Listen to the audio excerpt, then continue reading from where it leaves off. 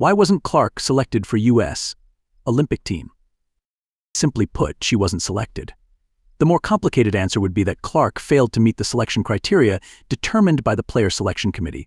So, what is the criteria? NBC Chicago provides the 6 steps in the selection process. Performance players must consistently perform at a high level in their respective leagues, especially the WNBA, to get noticed by the selection committee. Invitation based on their performance.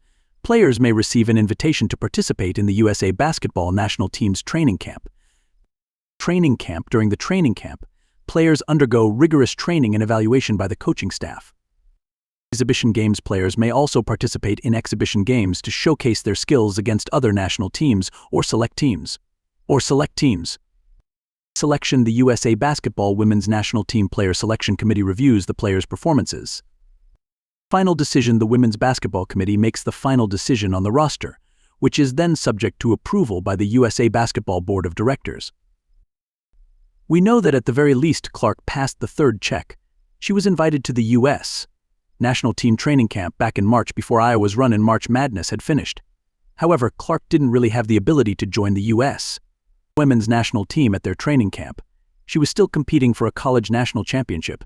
Yahoo Sports even noted that Clark likely wouldn't be able to attend if Iowa reached the Final Four. They did. That absence likely played a major role in the committee's final decision. Clark's experience against other national teams.